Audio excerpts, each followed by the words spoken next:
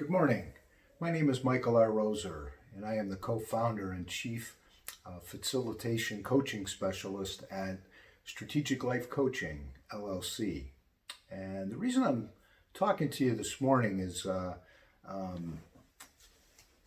have four modules at my company: physical, emotional, spiritual, and financial. And this morning I'd like to focus on the physical aspect of what we do for our clients at SLC. And it's something that, I just didn't believe in it, for lack of a better phrase. And it's the meditation and the inner understanding of how our bodies work and what messages our bodies are sending us during the day, and whether or not we pay attention to them or not. And this is something that I have to admit that I scoffed at. And there's a quote by a very wise gentleman. His name is Herman Spencer.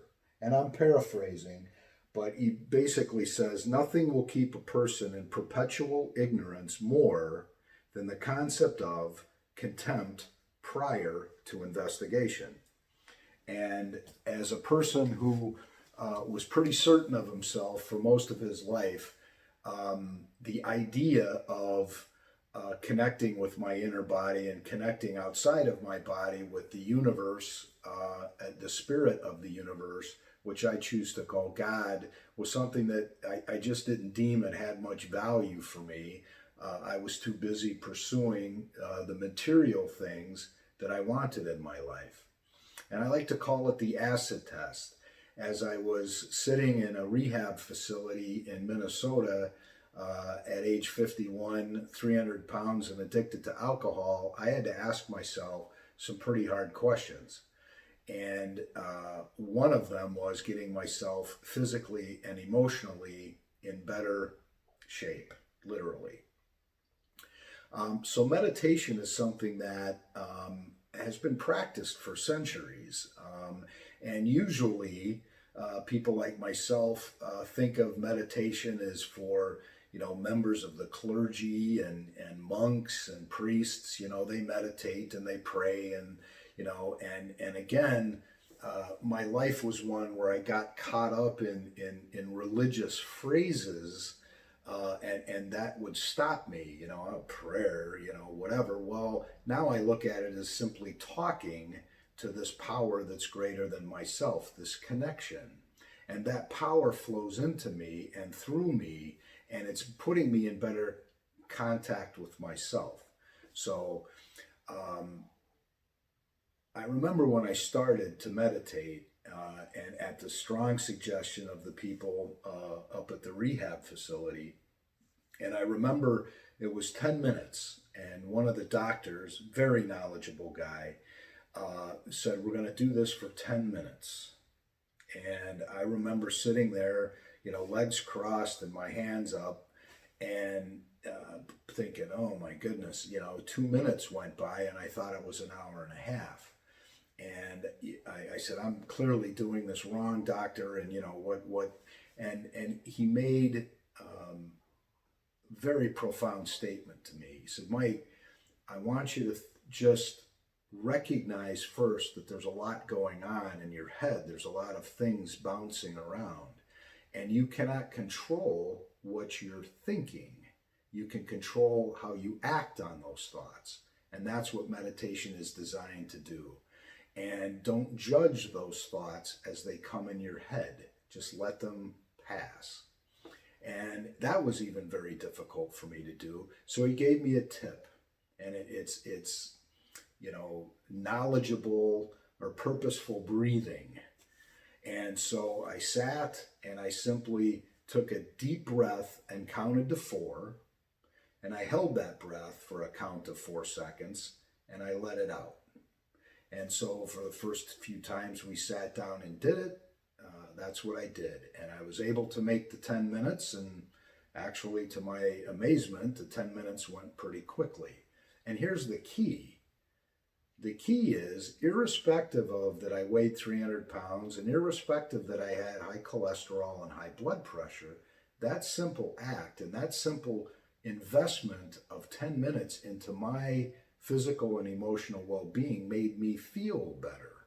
I don't know why, it doesn't matter. I just felt better. And that was over a period of time. I deemed that as having tremendous value to me. And then as I progressed, and meditation is like anything else, it's a skill, and that skill has to be practiced and maintained in order for it to get better. I didn't lose 85 pounds in one night. It took many years to do that. And meditation is the same thing. But it also affects emotionally and physically. The act does things on several fronts and several places in my life that I want to be balanced in and therefore abundant. So as time progressed, I then added some things to my meditation that have really helped. I started with, purposeful counting, and now I breathe in a term, and it can be anything for you. I breathe in love, and I hold that, and I breathe out hate. Breathe in love, breathe out hate.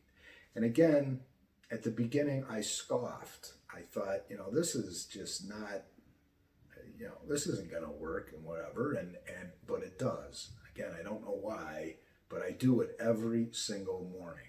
I've added to this practice now journaling. I journal every morning. And for me, meditation is also prayer. I'm praying in the morning to this power greater than myself, who I choose to call God. I'm praying to do that power's will for me, and I'm trying to stay in connection with that power. And what do I need to do today to be the person I want to become down the road? And that isn't a destination for me anymore. It's a journey. Each day I'm trying to be less angry. I'm trying to be less afraid. I'm trying to be less short. And I'm trying to serve people rather than be concerned about myself all the time. And so now I've added to this meditation process what I would consider to be active in the meditation. And so I go to yoga classes, and I go to core and strength classes that are taught in a group atmosphere. The wonderful thing about a group atmosphere for me is it's easier for me to be accountable because of the group. The group, we hold each other accountable. We're all there for the same reason. We want to feel better. We want to be healthier. And so we all encourage each other. And some days are better than others, but we make it. We're accountable to the group. And it's wonderful and it's fascinating. But here's my warning.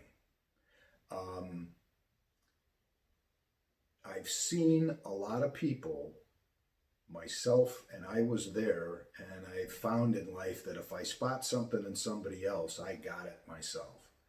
And we do these yoga moves, and they're wonderful, and it stretches you, and it loosens you up, and you're breathing, and you're with a bunch of other people, and at the end is the meditation period. It's 5 minutes, and you just relax. You just take that 5 minutes of time and relax and finish the yoga session.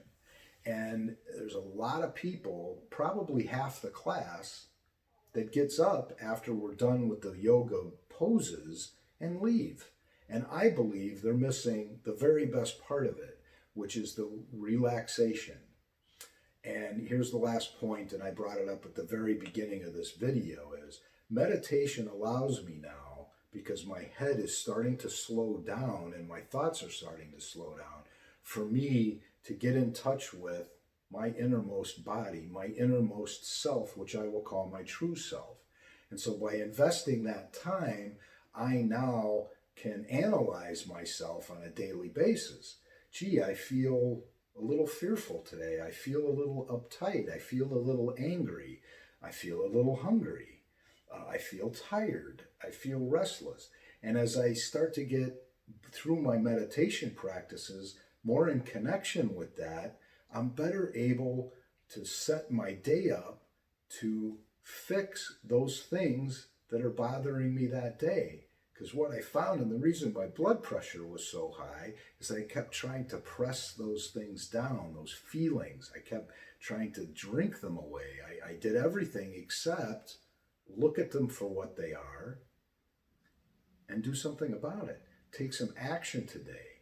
So if you're asked at some point, because you need some help and you've done your self-assessment, that it's going to cost you $800 to sign up for 10 sessions with a personal trainer, do it. That is not an expense. That is an investment in your health and your well-being.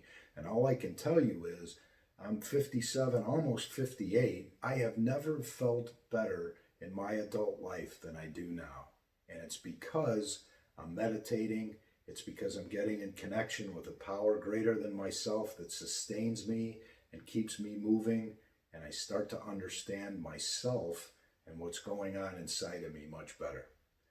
I look forward to talking to you more about this. Please visit us at abundantlife.com for more suggestions and more tidbits like meditation and its importance. Take care, and God bless you as you understand God. Take care.